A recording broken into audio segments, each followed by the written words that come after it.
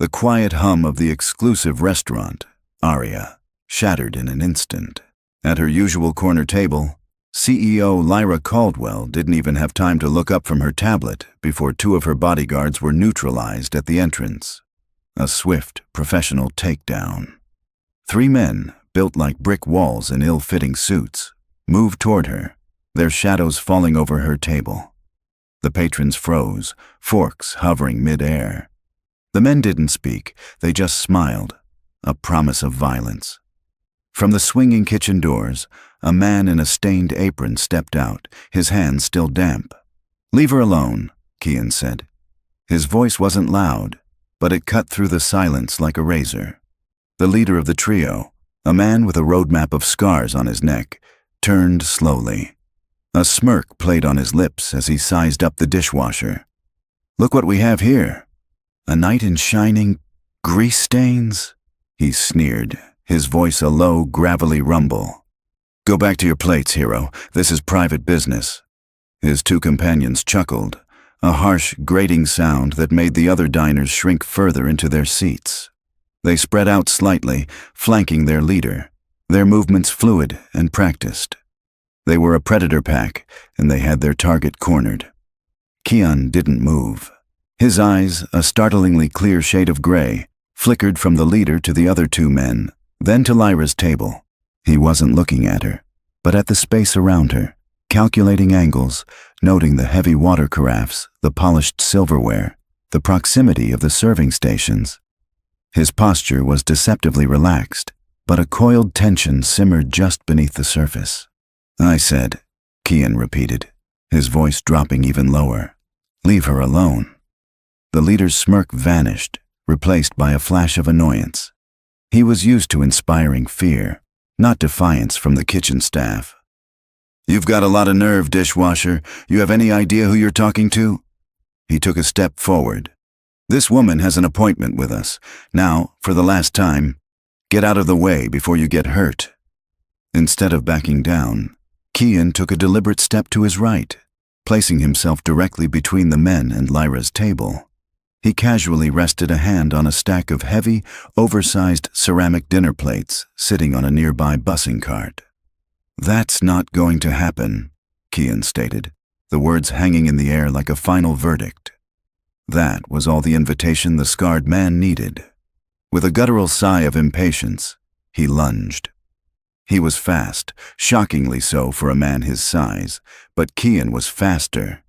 In a single, fluid motion, he snatched the top plate from the stack and sent it spinning through the air like a discus.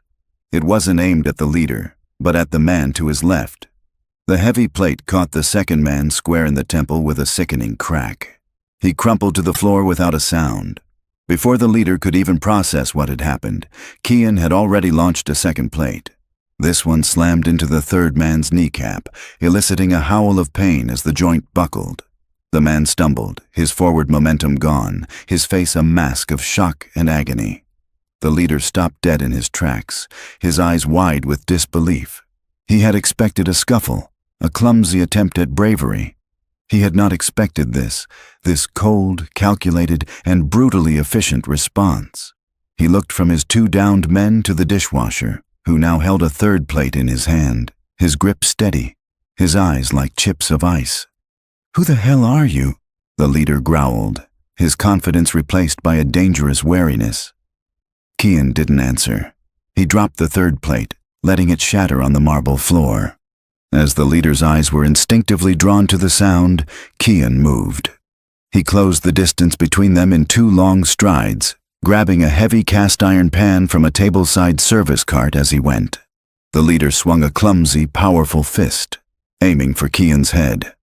Kian brought the pan up, blocking the blow with a loud clang of metal on bone. The man roared in pain, shaking his bruised knuckles. Kian didn't give him a moment to recover.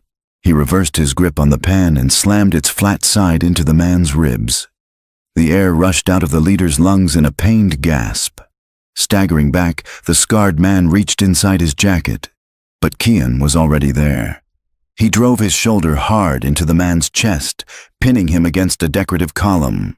With his free hand, Kian grabbed the man's lapel and twisted, using the man's own momentum to spin him around and slam him face first into the pillar. The man grunted, dazed. In his desperation, he lashed out, his hand catching the thin silver chain around Kian's neck. The chain snapped. A small metallic object flew through the air, clattering onto the floor near Lyra's table. It was a pendant, a crudely broken half of a silver dollar, worn smooth with time. Lyra's world went silent. The sounds of the struggle, the gasps of the patrons, the distant wail of approaching sirens, it all faded away. Her eyes were locked on that piece of metal. It wasn't just a pendant. It was an impossibility. It was a ghost.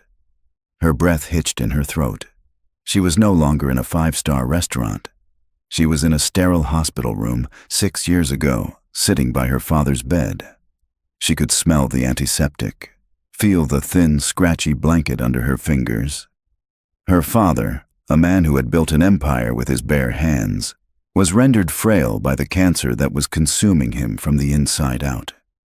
He had pressed an identical, matching half of a silver dollar into her palm. His voice was a weak, papery whisper, but his eyes were filled with an urgent fire. "The man who holds this piece, Lyra, he saved my life in Iraq.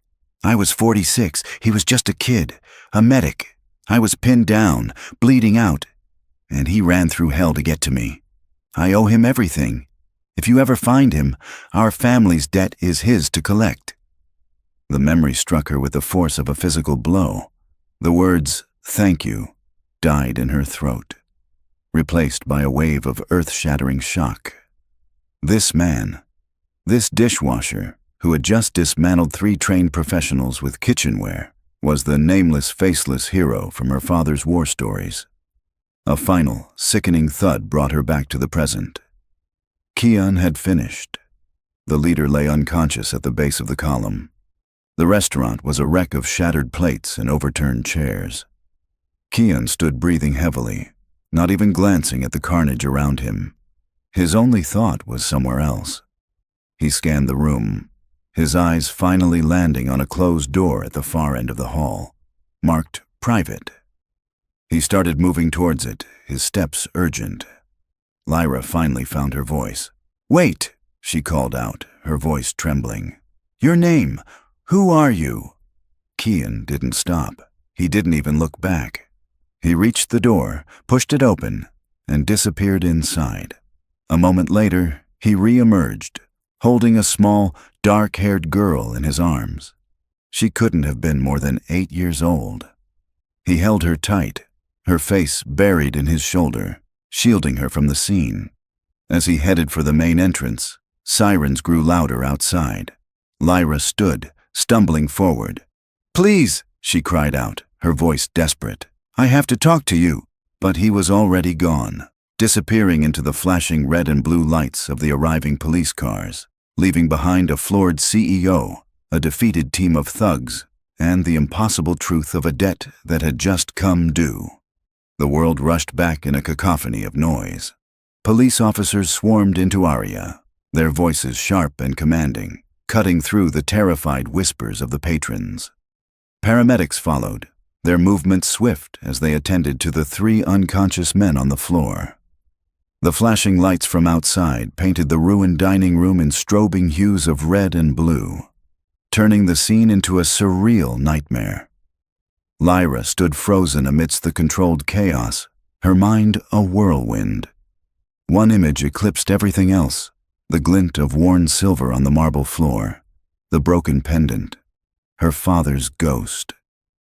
"Ma'am." Ms. Caldwell, a man in a rumpled suit with tired but intelligent eyes, stood before her. He held up a badge. "Detective Harding, are you injured?" Lyra blinked, pulling her gaze away from the floor. "No, I'm fine." Her voice sounded distant, even to her own ears. "Can you tell me what happened here?" Harding asked, his pen poised over a small notepad. "My officers are getting a dozen different stories. We know these men," he gestured to the thugs being loaded onto stretchers, "took out your security detail. This was a targeted attack. Lyra's CEO mind, the one trained to assess threats and formulate strategy in seconds, finally began to cut through the fog of shock. She knew, with absolute certainty, who was responsible. "Ronan Ashworth," she said, her voice regaining its familiar steel. "We're on opposite sides of the Ethelred acquisition. He plays dirty, but I never thought." "We'll look into him," Harding assured her, jotting down the name. "Now, about the man who intervened. The dishwasher. Witnesses say he took these 3 men down by himself and then fled the scene. Do you know who he is?" This was the critical moment. If she told the police everything, they would launch a manhunt for him. His face would be plastered on the news. A man who had so clearly spent years building a life in the shadows would be dragged into the brightest, harshest spotlight imaginable. He would disappear so deep she'd never find him. And she had to find him. "I've never seen him before," Lyra lied, her expression a carefully constructed mask of detached composure. "It all happened so fast. He was just a staff member who stepped in. I imagine he was terrified and ran as soon as he could. I don't even know his name." Harding looked at her, his gaze lingering for a moment too long. He was a good detective. He could sense the evasion. But she was Lyra Caldwell, a pillar of the city's business community. He had to tread carefully. "All right, Ms. Caldwell. We'll get his information from the restaurant's HR. We'll need to talk to him." "Of course," Lyra said smoothly. "Whatever you need, Detective." As Harding moved off to direct his officers, Lyra's eyes scanned the floor again. There, half hidden under the leg of an overturned chair, was the pendant. While the police were distracted, she moved quickly, her designer heel crunching softly on a piece of a shattered plate. She bent down, her fingers closing around the small, cool piece of metal. Holding it felt like holding her father's hand one last time. It was solid. It was real. This whole insane night was real. She found the restaurant manager, a man named Philip, huddled in a corner, talking to a uniformed officer and looking pale. Lyra walked straight up to him. "Philip," she said, her voice leaving no room for argument. "I need the employee file for the dishwasher who was on duty tonight. I need it now." "Ms. Caldwell, the police," he stammered. "The police are busy. You work for the restaurant. I am its best customer. Get me the file," she commanded, her tone dropping to an icy whisper. "This is not a request." Philip scurried away. A few minutes later, he returned with a thin manila folder and handed it to her with a trembling hand. Lyra opened it. The name on the top of a sparsely filled-out application form read, Kean Calder. There was an address that was probably years out of date and no phone number listed. It wasn't much, but it was a start. It was a name for her father's ghost. Miles away, the city lights blurred past the grimy window of a cross-town bus. Keon sat with his arm wrapped tightly around Chloe, who was curled into his side, fast asleep. Her small chest rose and fell in a steady rhythm against his ribs. He watched her, his expression a mixture of fierce love and raw fear. The adrenaline from the fight had long since faded, leaving behind a cold, heavy dread. He had broken his one cardinal rule. He had been seen. For 8 years, ever since Chloe was born and her mother was gone, his entire existence had been engineered around one principle: stay invisible, work quiet jobs, pay in cash, leave no trail, keep his daughters safe from a world that had taught him that violence was a language everyone eventually learned to speak. Tonight, he hadn't just been seen.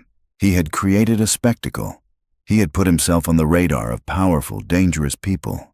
People like Ronan Ashworth, a name he'd heard whispered by the chefs in the kitchen when they talked about the restaurant's most influential patrons. He knew who Lyra Caldwell was, and he knew an attack like that wasn't random. "Daddy?" Chloe's voice was a sleepy murmur. "Are we going home?" Kean stroked her hair, smoothing it back from her forehead. "Yes, sweetie. We're going home." "Were those bad men?" she asked, her eyes still closed. Kean's throat tightened. How could he explain the complexities of corporate warfare, of greed and ruthlessness to an 8-year-old. Yeah, he said softly. They were. But you stopped them, she said, a note of simple, unwavering faith in her voice. You were like a superhero. A bitter smile touched Kian's lips. Not a superhero, Chloe. Just a guy who washes dishes. He looked back out the window. He knew they couldn't go back to their small apartment. Not tonight.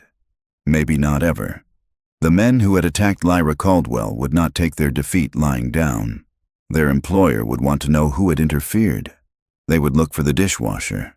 And when they came looking, Kian knew he couldn't protect Chloe with just plates and pans. His quiet life had been shattered, and the echoes of that shattering were coming for them. He held his daughter tighter, the weight of the future pressing down on him like a physical force. Lyra's penthouse was a silent sanctuary of glass and steel suspended high above the sprawling city. The chaos of the restaurant felt a world away, yet the scent of fear and violence still clung to her clothes. She stood in the center of her cavernous living room, the city lights twinkling below like a distant galaxy. On the marble coffee table in front of her sat two objects, a thin employee file and a small broken piece of a silver dollar. Her hands trembled slightly as she picked up her phone. She didn't call the police. She didn't call her board of directors. She called the one man she trusted with the impossible. Quinn, she said the moment he answered, dispensing with pleasantries. I need you. On my way, the voice on the other end replied, calm and immediate. Quinn had been her father's head of security, and now he was hers.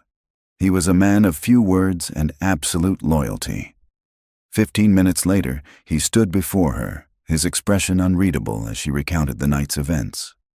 She left out the personal connection, the story of the pendant. For now, that was hers alone. She simply framed Kian as a brave man who had saved her life and whom she now needed to find before her enemies did. His name is Kian Calder, she said, sliding the file across the table. The address is probably a dead end, but it's all we have. I need you to find him, Quinn. Find him, but do not approach him. Do not let him know he's been found. Just find out where he is and who he is. I need to know everything. And Ronan Ashworth? Quinn asked, his gaze sharp. He'll make another move, Lyra said, her voice hard. And when he does, I want to be ready. But first, find Kian Calder. Quinn nodded once, took the file, and melted back into the night as silently as he had arrived. Alone again, Lyra walked to a discreet panel in her study wall. Behind it was a safe. From a velvet-lined box, she retrieved the other half of the silver dollar. Her father's half. She brought it back to the living room and placed it on the table beside its twin. The two pieces were a perfect, jagged match. They fit together like long-lost lovers, but they were worlds apart. Her father's piece was polished, carefully preserved, a cherished heirloom. Kian's was battered and scratched, the silver dulled from years of constant, hidden wear against his skin. It was the story of their lives in two pieces of metal. One preserved in wealth and memory, the other weathered by hardship and survival. A wave of emotion so powerful it buckled her knees, washed over her. She sank onto the sofa, her eyes fixed on the two halves, her resolve hardening into something unbreakable. The Stardust Motel was a relic from another era, a place of peeling paint and buzzing neon on the industrial edge of the city. It was the kind of place that took cash and forgot your face the moment you closed the door. In a small, musty room, Kian gently placed a sleeping Chloe onto one of the twin beds and pulled the thin blanket over her. He stood over her for a long moment, his big frame casting a protective shadow. He could still see the flash of fear in her eyes at the restaurant, and the sight of it had torn something open inside him. He had built his world around her safety, and tonight he had led the wolves right to their door. He moved to the small bathroom, splashing cold water on his face. The man in the cracked mirror looked back at him, a stranger with tired eyes. He saw the faint red mark on his neck where the chain had been snapped. The pendant was gone. He felt a sharp, painful pang of loss, not for the object itself, but for the promise he had made to the man who gave it to him, a promise to live a quiet, honorable life. He returned to the main room and turned the small television on, keeping the volume barely audible. He scanned the local news channels. It didn't take long. A reporter stood in front of Arya, the flashing lights of police cars still visible behind her. The report was brief. A targeted attack on CEO Lyra Caldwell had been thwarted by the intervention of an unidentified employee who had fled the scene. The suspects were in custody. Kian felt a flicker of surprise. She hadn't given them his name. She hadn't told them he worked there. In her position, with all that power, she could have put his face on every screen in the state, but she hadn't. Why? A memory, sharp and unwelcome, pierced through his thoughts. The smell of dust and cordite, the relentless Iraqi sun beating down. A captain, a man 23 years his senior, with kind eyes and a photograph of his young daughter he always kept in his breast pocket. The sudden, deafening explosion of an IED. The screams, his own voice, hoarse and desperate, shouting orders as he worked to stop the bleeding, his hands covered in the captain's blood. He remembered the man, Walter Caldwell, looking up at him as they airlifted him out, pressing a small, heavy object into his hand. "You live a good life, son," he'd rasped. "You live a life big enough for the both of us." Kian squeezed his eyes shut, pushing the memory away. He hadn't lived a big life. He had lived a small one. He had come home from that hell, found a woman he loved, had a daughter, and then lost the woman in a cruel, senseless accident. After that, his world had shrunk to the size of Chloe's small hand in his. He wasn't a hero. He was just a survivor, and his only mission now was to make sure his daughter was one too. He knew what he had to do. Staying in the city was a death sentence. Ashworth's reach was too long. Kian pulled an old worn duffel bag from under the other bed. He opened the rickety closet and began packing their few belongings. Chloe's favorite stuffed bear, a handful of clothes, a small tin box that held all the cash he had in the world. He worked with a quiet, practiced urgency. Every item packed was a step further away from the life they knew, and a step deeper into the uncertainty of the road. His plan was simple and brutal. Run. Disappear so completely that no one, not Ronan Ashworth and not the mysterious CEO who held the other half of his past, could ever find them. The sun was just beginning to cast a gray, watery light over the city as Quinn pulled his nondescript sedan to a stop in front of a tired-looking apartment building. The address from Kian Calder's file was, as Lyra had predicted, a dead end.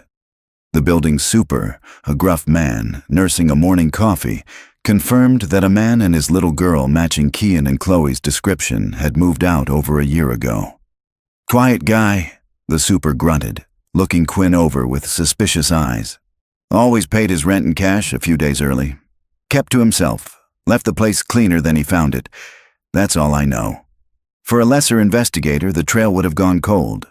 But Quinn operated on a different level. He knew a man like Kian, a man who paid in cash and left no paper trail, would still have one vulnerability: a child's needs. A child needed school. Sitting in his car, Quinn worked silently on a secure laptop. Bypassing official channels, he accessed state educational databases. He cross-referenced enrollment records for every public elementary school in a 20-mile radius, searching for a Chloe Calder, age 8. It took less than an hour. He found a match at a small, unassuming school in a working-class neighborhood across town. The emergency contact form listed a new address.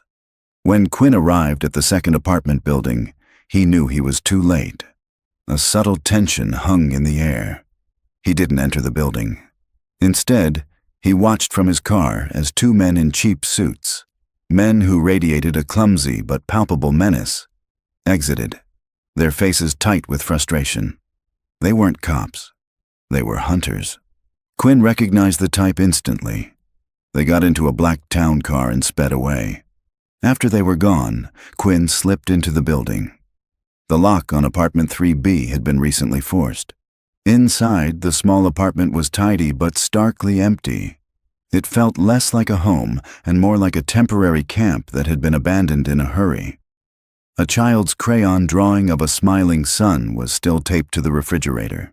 On the small kitchen table, a half-eaten bowl of cereal sat next to a hastily discarded milk carton. They had left in a rush. Quinn pulled out his phone. "He's running," he told Lyra, his voice a low monotone. "And we're not the only ones looking for him." Lyra was in the middle of a tense video conference with her Tokyo office, projecting an aura of absolute control. But beneath the polished boardroom table, her hand tightened on her phone. "Ronan's men?" "They fit the profile," Quinn confirmed. "Amateurish, but persistent. Whoever Calder is, he has a head start, and he knows how to disappear. But he also has a child with him. That will slow him down." "Stay on him, Quinn," Lyra ordered, her voice dangerously quiet. "Don't lose him." She ended the call and seamlessly returned her attention to the meeting, her face an unreadable mask of corporate power. But inside, a cold knot of fear was tightening in her stomach. This was no longer just about fulfilling her father's debt. It was a race to find Kian before Ronan's thugs did. In a plush high-rise office across the city, Ronan Ashworth slammed a crystal glass down on his desk, splashing amber liquid onto a stack of legal documents. The scarred man from the restaurant stood before him, his arm in a sling, his face a patchwork of fresh bruises. "A dishwasher?" Ronan repeated, his voice laced with venomous disbelief. "You and 2 other trained professionals were taken out by a man who scrapes food off plates for a living?" "He wasn't just a dishwasher, Mr. Ashworth," the man mumbled, avoiding his boss's furious gaze. "He moved like a soldier. He knew what he was doing." Ronan leaned back in his chair, a cruel smile spreading across his face. This was an unexpected complication, but complications could be interesting. "A soldier," he mused. "Well, find him.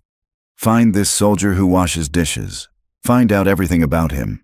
I have a feeling he's going to be the key to breaking Lyra Caldwell."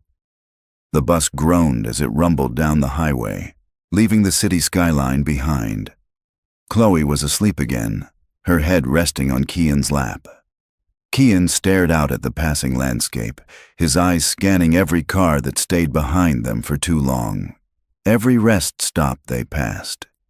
He was a coiled spring of paranoia. "Daddy?" Chloe had woken up. She looked up at him, her eyes clouded with confusion. "Where are we going?" "On a little trip, sweetie," he said, forcing a reassuring smile. "But what about my school project?" "It's due on Friday," she said, her lower lip trembling slightly. "And what about Mrs. Gable's cat? I promised I'd feed him." The simple, innocent questions felt like tiny daggers in Kian's heart. He was ripping her away from the only life she'd ever known, from her friends, her school, her routines. He was making her a fugitive, just like him. "We'll figure it out," he said, his voice thick with an emotion he couldn't name. "I promise." They stopped at a grimy bus station in a small, forgotten town, 2 hours later. As they stood in line for a connecting bus heading west, Kian felt it, a prickling sensation on the back of his neck, the feeling of being watched. He scanned the sparse crowd. His eyes landed on a man near the newsstand. He was trying to look casual, reading a paper, but his posture was all wrong. He was too tense. His shoes were too expensive for a place like this, and his eyes weren't on the newspaper. They were flicking over the crowd, methodically, searching. Kian's blood ran cold. It could be a coincidence. It could be his paranoia getting the best of him. But in his old life, ignoring a feeling like that was how you got killed. Without a word, he took Chloe's hand. "Change of plans, sweetie," he whispered, his voice calm but urgent. "Let's go get a snack." He didn't look back. He walked them calmly away from the ticket counter, past the restrooms, and straight toward a side exit marked "Employees Only." He pushed the door open, and they slipped out into a back alley smelling of stale grease and rain. He led Chloe down the alley and onto a different street, his heart hammering against his ribs. A few minutes later, They were on another bus, this one a local line, heading north instead of west. As the bus pulled away, Keon looked back at the station. The man in the expensive shoes was now standing out front, looking around in frantic confusion. It hadn't been paranoia. They were being hunted. Keon settled back into his seat, pulling Chloe close. He had bought them a little more time, but as the bus carried them deeper into the unknown, he was acutely aware that he was no longer just running from something. He was now running against two unseen forces, one that wanted to find him and another that wanted to destroy him. And he had no idea which one would catch up to him first. The man in the expensive shoes stood in the grimy bus station alley, his phone pressed to his ear. "He's gone," he said, his voice tight with the fear of reporting failure. "He spotted me." Vanished. On the other end of the line, in his pristine office, Ronan Ashworth listened, his knuckles white as he gripped a silver letter opener. He didn't yell. He didn't have to. His silence was more terrifying than any threat. "So," Ronan finally said, his voice a silky, dangerous purr. "The rabbit is not only fast, he's clever. This is becoming more entertaining than I anticipated." He hung up the phone and swiveled his chair to face a different man, a technician sitting at a temporary computer terminal, humming quietly in the corner. "Forget the physical approach for now. It's too clumsy. I want a digital dragnet. Hire the best data miners money can buy. I want to know every time the name Keon Calder or Chloe Calder is used anywhere on the internet. Credit card applications, pharmacy records, social media mentions, DMV searches. I want to know if he so much as Googles the price of a bus ticket. This man is a ghost? Fine. Let's see how long a ghost can survive in the modern world." Back in Lyra's penthouse, a similar strategic shift was underway. Quinn stood before a large interactive map of the northeastern United States, his expression grim. "He's gone completely dark, Lyra. No phone, no credit cards, no digital trail of any kind. He's either a ghost or he's been taught by them." Lyra paced in front of the window, the two halves of the pendant sitting on her desk like a silent challenge. Frustration gnawed at her. She was a woman who could bend global markets to her will, but she couldn't find one man. "So we just wait? We wait for Ronan's men to stumble upon him?" "A man like Calder isn't stumbling," Quinn said. "He's moving with purpose. The problem is, we're thinking like us. We're looking for him in our world. We need to start thinking like him." Lyra stopped pacing, her gaze falling on the pendant. She remembered a story her father had told her years ago, after a business deal had gone sour and he'd had to retreat to their old family lake house. "Sometimes, Lyra," he'd said, "when the jungle is full of predators, you don't run to a different part of the jungle. You climb the tallest, loneliest tree you can find, so you can see them coming long before they see you." A thought sparked in her mind. "He's not running aimlessly," she said, her voice filled with newfound certainty. "He's running to somewhere, a place where he can see trouble coming." She turned to Quinn, her eyes alight. "Stop looking for where he is. Start looking for where he's from. Dig into his military service. Find out who his friends were, where his unit was based. Did his family own any property? An old hunting cabin? A forgotten piece of land? Stop chasing his shadow, Quinn. Find his roots." 300 miles north, the bus finally hissed to a stop in a town called Havenwood. It wasn't so much a town as a single main street carved into a dense, endless forest of pine and maple. The air was crisp and clean, a world away from the city's smog. This was the kind of place people came to lose themselves. Keon led Chloe off the bus, his duffel bag slung over his shoulder. He moved with a quiet purpose, his eyes taking in the layout of the small town. The single grocery store, the diner, the hardware shop. He found what he was looking for at the end of the street. A small, hand-painted sign that read, "Cabins for rent. Weekly, monthly." The owner was a wiry old man named Silas with a face like a road map and hands like gnarled oak. He looked Keon and Chloe up and down, his gaze lingering on the exhaustion in Kian's eyes. He didn't ask for ID. He didn't ask for a credit card. He just took the wad of cash Kian offered him and handed over a rusty key. "Cabin 4, Silas said, pointing up a dirt track that disappeared into the woods. "Wood stove for heat, well for water. Don't cause trouble." The cabin was little more than a single room with a small kitchen and a loft for sleeping. But it was clean, and most importantly, it was isolated. It was defensible. For the first time in days, Kian felt a sliver of the tension in his shoulders begin to ease.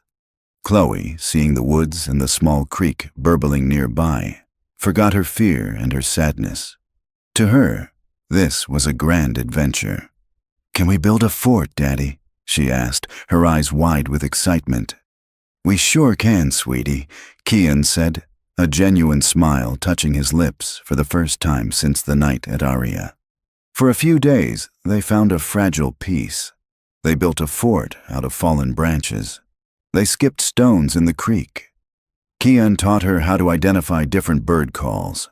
He tried to build a small bubble of normalcy for her, a fortress of fatherly love against the darkness he knew was circling. But every night, after she was asleep in the loft, he would walk the perimeter of the cabin, checking sight lines, listening to the sounds of the forest. His soldier's mind never truly at rest. The peace was shattered on the 5th morning. Kian was making pancakes when he glanced at the small orange prescription bottle sitting on the counter. Chloe's heart medication.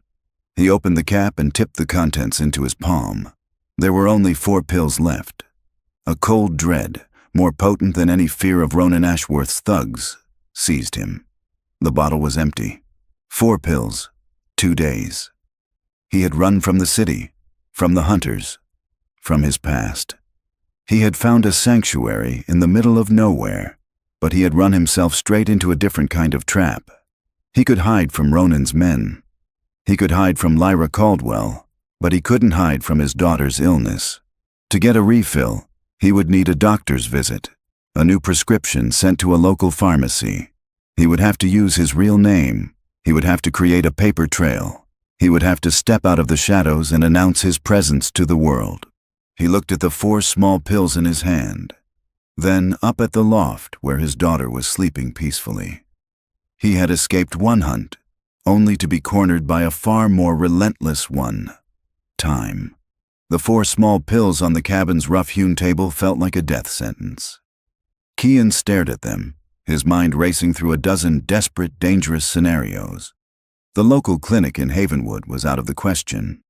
In a town this small, a stranger asking for a specialized pediatric heart medication would become the subject of gossip before he even left the parking lot.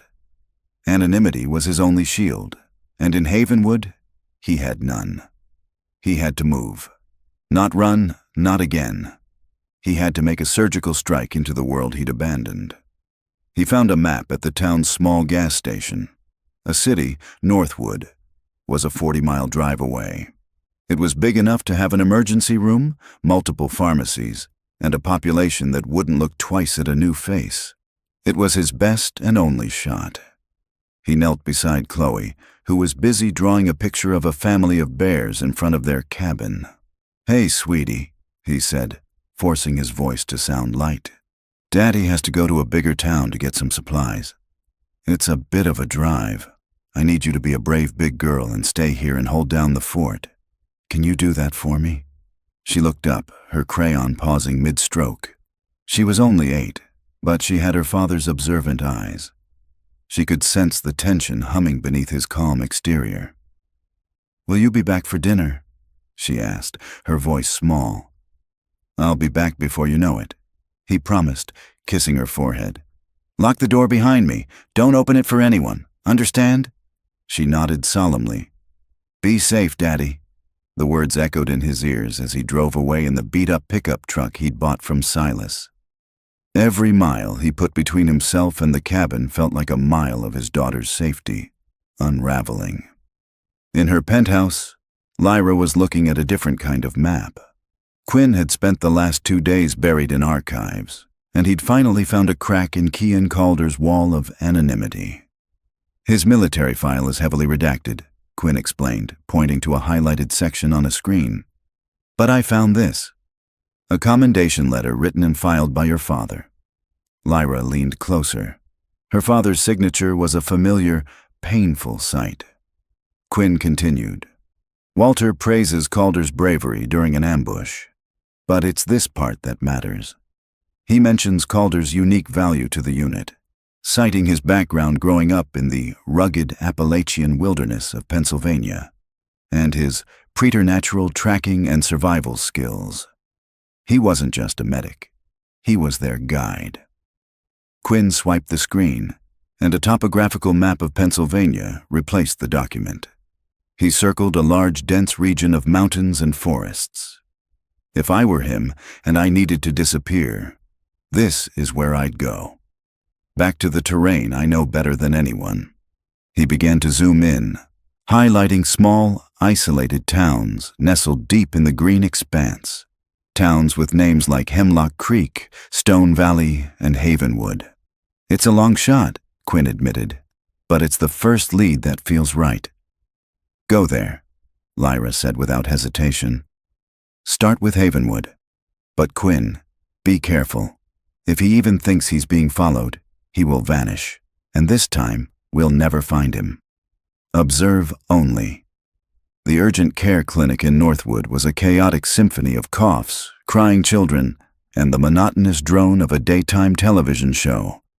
It was perfectly, blessedly anonymous. Kian filled out the paperwork, his hand steady, but his heart pounding a frantic rhythm against his ribs. He used his real name and handed over the tattered copy of Chloe's medical records he always carried with him. He was just another worried father in a room full of them. The doctor was young, overworked, and barely looked up from his chart. He glanced at the records, asked a few perfunctory questions, and wrote out a new prescription. "You can get this filled at any pharmacy," he said, already moving toward the next patient. Kian felt a wave of relief so intense it almost made him dizzy. He had the prescription. The first, most dangerous part was over. He chose the largest, busiest pharmacy he could find, a brightly lit chain store attached to a massive supermarket. He walked to the back and handed the slip of paper to the pharmacist, a woman with a kind, tired face. "This will be about 20 minutes, she said with a sympathetic smile. Kian nodded and walked away, his shoulders slumping slightly. It had worked. He had walked into the fire and emerged unscathed. He wandered the aisles of the supermarket, picking up some of Chloe's favorite snacks, feeling like a normal father for the first time in what felt like an eternity. Back at the pharmacy counter, the pharmacist typed the information into her computer.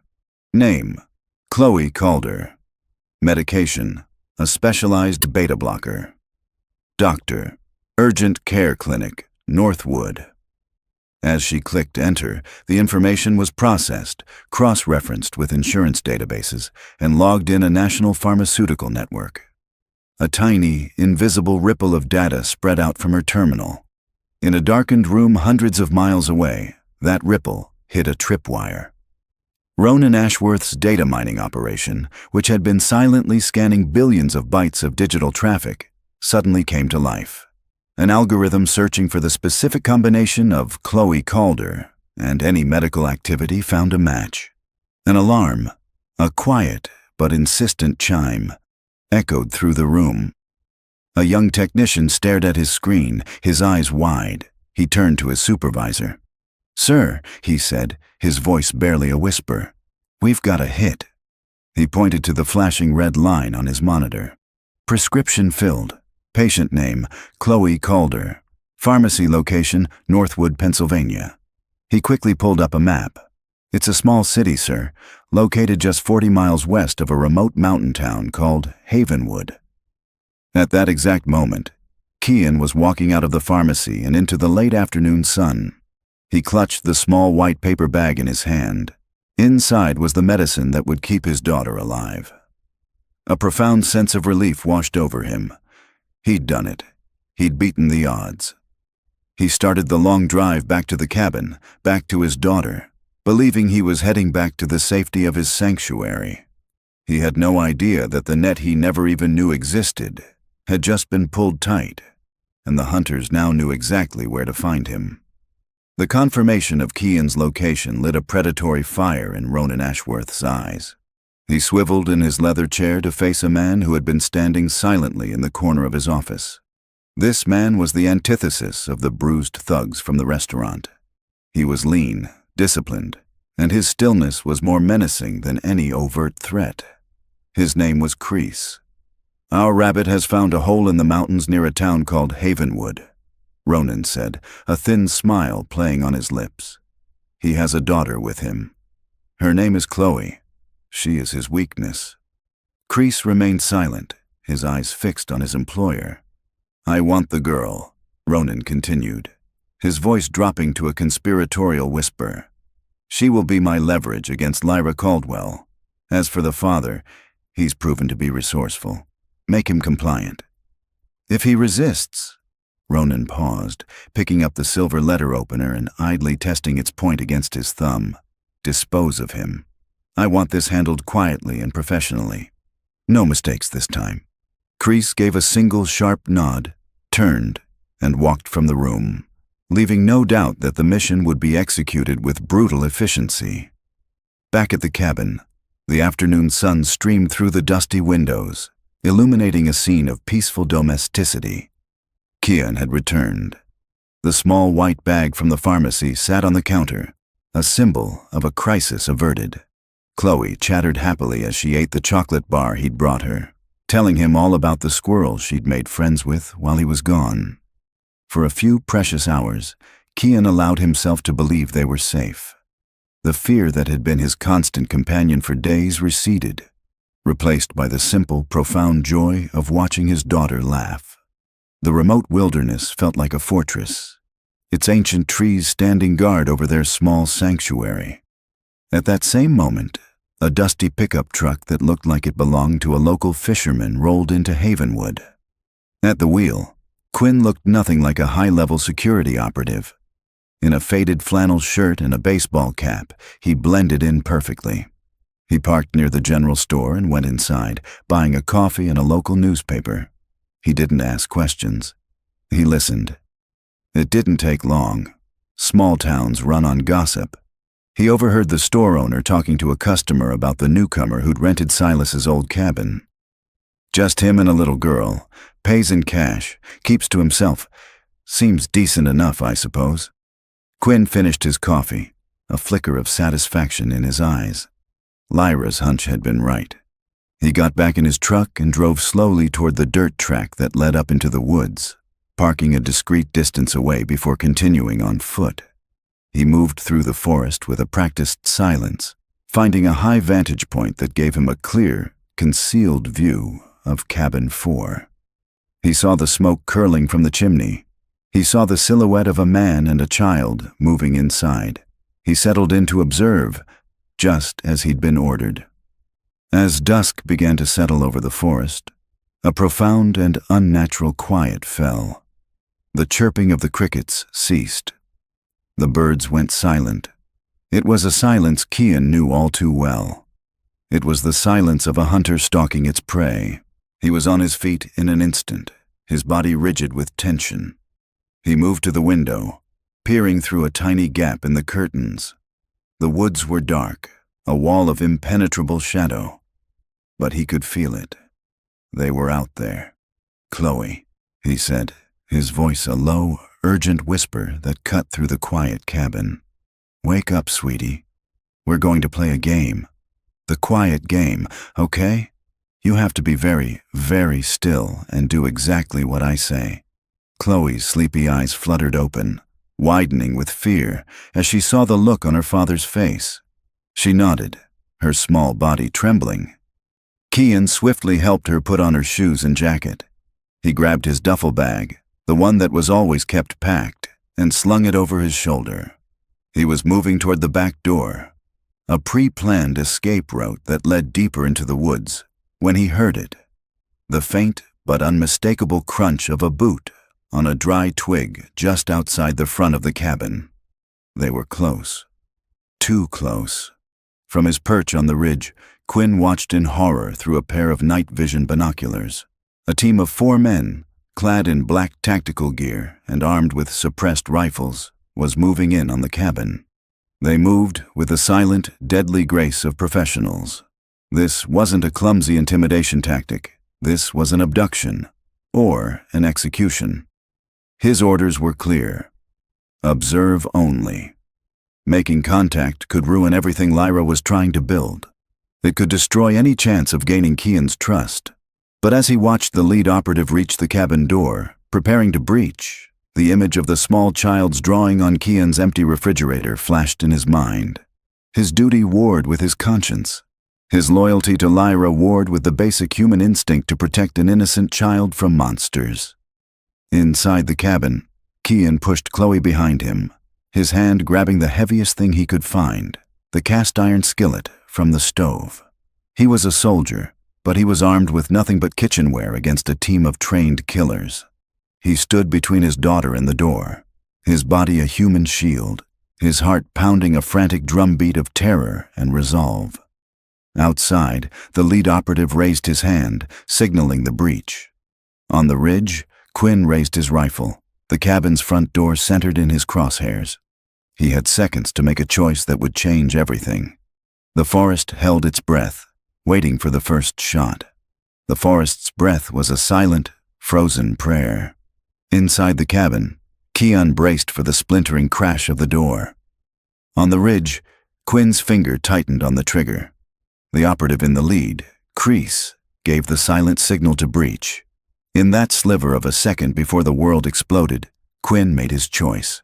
A single, deafening crack echoed through the mountains. It wasn't the sound of a door breaking. It was the sharp, authoritative report of a high-powered sniper rifle. A plume of sparks erupted from the cabin's metal doorknob, which disintegrated into a shower of shrapnel. Kreese's hand, which had been reaching for the handle, was violently knocked back. Chaos. Kreese and his team reacted instantly, their professional training taking over. They dove for the cover of the dense trees, shouting reports into their comms. "Contact! Sniper! Unknown position!" They were expecting a cornered rabbit, not a tiger on the ridge. For Kian, the sound of that rifle was a thunderclap of violent opportunity. He didn't know who was firing or why, but he knew a God-sent distraction when he heard one. "Now, Chloe," he whispered, and in one swift motion, he used the skillet to shatter the rear window of the cabin. He bundled his daughter through the opening, shielding her head with his arm, before tumbling out after her into the cold, dark woods. He didn't look back. He scooped Chloe into his arms and ran, melting into the familiar protective darkness of the forest. His feet, bare of any boot, barely made a sound on the pine needles. He was a ghost in his own element. The firefight erupted. Kreese, realizing his primary target was escaping, made a quick decision. "2 of you after them," he barked into his mic. "The girl is the primary objective. The rest, suppress that sniper."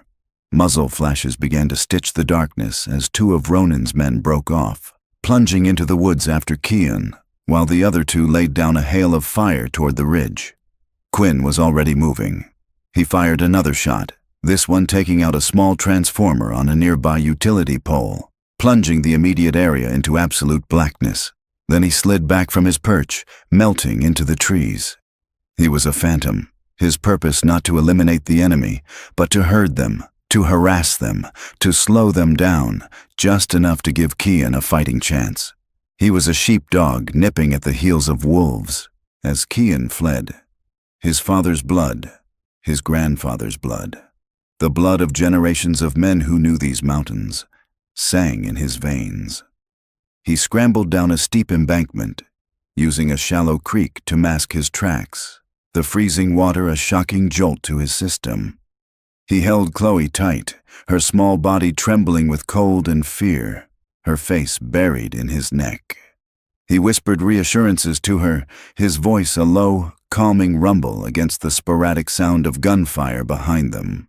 In her penthouse, Lyra was staring at her phone, her heart a block of ice in her chest. Quinn hadn't checked in. His scheduled 10-minute update was 5 minutes late. Then, the phone buzzed, the sound unnaturally loud in the silent room. She snatched it up. "Quinn!" "They're here," he said, his voice tense, the sound of his own ragged breathing and distant gunshots echoing down the line. "Ronan's men, professionals. They went for the cabin. I had to engage. Calder and the girl are on the run, heading east into the park preserve." The floor seemed to drop out from under Lyra. Her carefully constructed plan, her quiet, discreet search. It was all in ruins, replaced by a live-fire conflict in the middle of nowhere. "Are you all right?" she asked, her voice shaking slightly. "I'm fine for now," he said. "But they're being hunted, Lyra. I can slow them down, but I can't stop them all, not alone." A fire ignited in Lyra's gut, burning away the last of her fear and replacing it with a cold, hard ray. She was done waiting. She was done observing. These were her father's people. They were her people. "Your orders have changed," she said, her voice ringing with an authority that would have made her father proud. "Keep them alive. Whatever it takes. I'm on my way." She hung up before Quinn could reply. She strode to her closet, past the rows of designer dresses and suits, and pulled out a pair of rugged jeans and hiking boots she hadn't worn in years.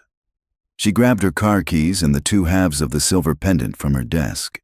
She was no longer a CEO watching from a glass tower. She was the daughter of Walter Caldwell, and she was going to war.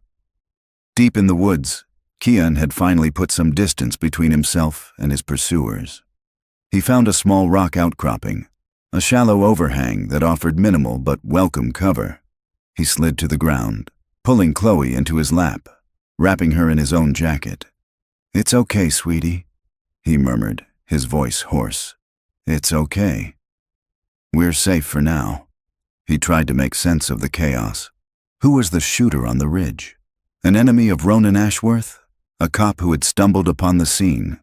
He had no answers. He was adrift in a sea of violence, his only compass the need to protect the small, shivering child in his arms. Meanwhile, Kreese had regrouped with one of his men near the now empty cabin. The sniper had vanished. His other two men were still in the woods, chasing shadows. He was furious. His clean, simple operation had devolved into a chaotic mess. He keyed his calm. "All teams, new directive," he said, his voice like ice. "The father is a secondary target. He is a distraction. The client wants the girl. Find her, take her, and if you have to, burn this forest to the ground." The night was a labyrinth of tangled roots and grasping branches.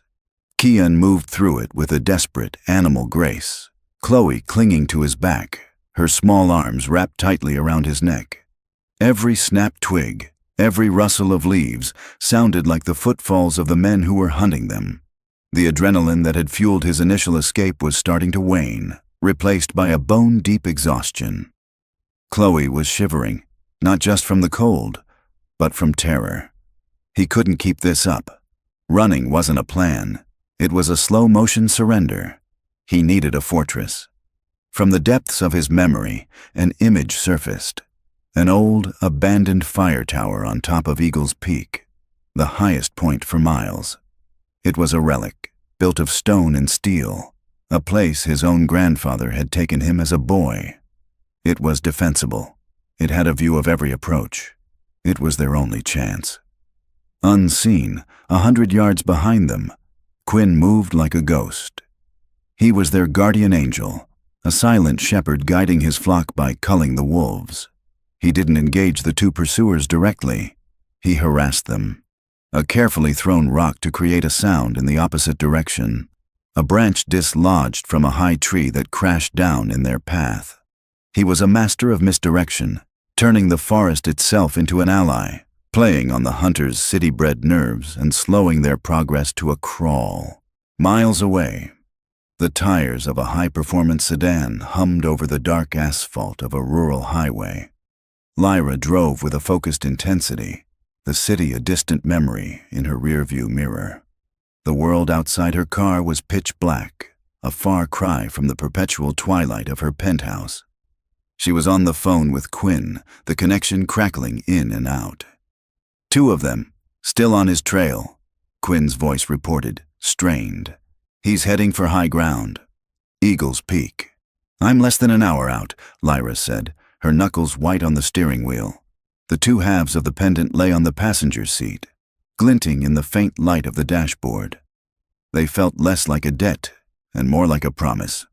Just keep them safe, Quinn. Get them to that tower. The chase was a grueling, uphill battle. Kian could hear the men behind them now, crashing through the underbrush, their frustration making them clumsy. They were closing the distance. The stone foundation of the fire tower finally appeared through the trees, a dark silhouette against the star-dusted sky. Almost there, sweetie, Kian whispered, his lungs burning. He reached the base of the tower and scrambled up the first flight of rusted metal stairs. The two hunters burst through the tree line, rifles raised. The first shot pinged off the steel staircase, inches from Kian's leg. He deposited Chloe in the relative safety of the tower's enclosed upper room. Stay down, no matter what you hear, he commanded, his voice raw. He turned to face his pursuers, armed with nothing but a thick piece of fallen lumber he'd grabbed on his way up. The first man started up the stairs, his movements confident. Kian waited until he was halfway up, then heaved the heavy piece of wood down with all his strength. The man cried out in surprise as the makeshift battering ram slammed into him, sending him tumbling back down to the ground in a heap. The second man was smarter. He stayed at the base, firing up at the cabin, forcing Kian to take cover. The plan was simple: pin him down until his partner recovered. But they had forgotten about the ghost on the ridge. From the shadows of the forest, Quinn emerged. He moved with a brutal, silent efficiency. The second hunter, so focused on the tower, never even heard him coming. Quinn disarmed him with a series of swift, precise strikes, ending with a chokehold that left the man unconscious on the ground. The first hunter, just beginning to stir, met a similar fate. The entire confrontation was over in less than 10 seconds. Up in the tower, the shooting stopped. The sudden silence was more unnerving than the noise. Kian peered down from the catwalk, his heart pounding. He saw the two hunters lying motionless on the ground, and he saw a third man standing over them, the man from the ridge, his savior. Slowly, the man looked up, his face illuminated by the faint moonlight. He wasn't a cop, he wasn't a soldier, he was something else. Kian held his ground as the man began to climb the stairs, his movement steady and non-threatening. When he reached the top, he stopped a respectful distance away. He wasn't even breathing heavily. "Who are you?" Kian demanded, his voice a low growl, his grip on his makeshift club still tight. The man looked from Kian's fierce protective stance to the closed door of the cabin, where he knew the child was hiding. "You're a hard man to find, Calder," he said, his voice calm and even. "That's the point," Kian shot back. "You've been following me. You fired that shot at the cabin. Who are you working for?" Quinn didn't raise his hands. He didn't make any sudden moves. He simply reached into his jacket pocket. Kian tensed, ready for a weapon. But what Quinn pulled out was a phone. He tapped the screen, and it lit up with a photograph. It was a picture of the two broken halves of the silver pendant lying side by side. Kian's breath caught in his throat. He stared at the image, his mind struggling to comprehend. "My name is Quinn," the man said, his voice softening almost imperceptibly. "I work for Lyra Caldwell. She sent me to find you." He paused, letting the words sink in. "She's on her way here now." The makeshift club slipped from Kian's numb fingers, clattering onto the metal catwalk. The world seemed to tilt on its axis. The woman he had saved. The daughter of the man he had saved in another lifetime. She hadn't just protected his identity from the police. She had sent a guardian angel to watch over him.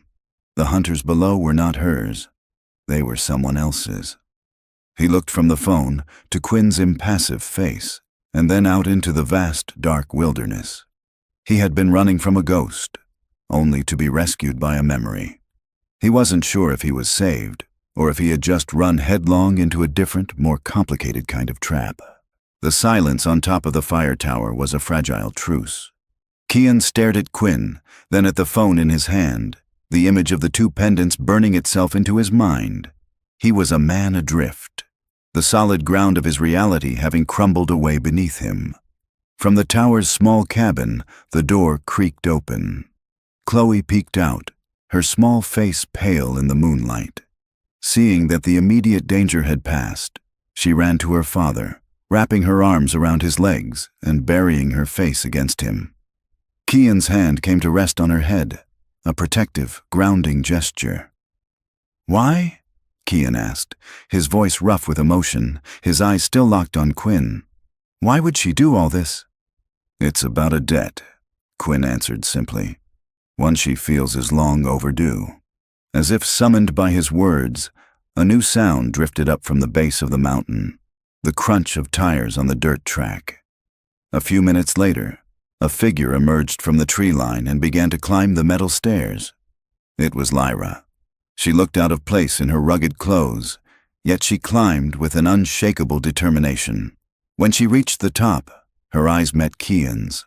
All the power, all the corporate armor she wore like a second skin, was gone. In her eyes, Kian saw not a billionaire CEO, but the grieving daughter of a man he once knew. She stopped before him, her gaze falling to the small girl clinging to his side. Her expression softened. Then she held out her hand. In her palm lay the two halves of the silver dollar. "This is yours, I believe," she said, her voice steady despite the tremor she felt inside. She offered him his battered half. "My father told me what you did." He never forgot. Neither did I. Kian looked at the piece of metal but didn't take it. "I want to settle the debt," Lyra continued, falling back on the language she knew best, the language of transactions. "I'll give you anything you want. A house, money, a new life anywhere in the world. You and Chloe will never have to worry about anything again. Just name it." It was the offer of a lifetime. It was the solution to every problem that had haunted him for years. And he refused it. "I don't want your money," Kian said, his voice quiet but firm. He finally looked her directly in the eye. "Your father was a good man, a brave man. What I did for him, it was my duty. There was no debt." He pulled Chloe closer. "This is my life. This is all I want. I don't want your world." His words struck Lyra with more force than any physical blow. She finally understood. The debt her father spoke of wasn't financial.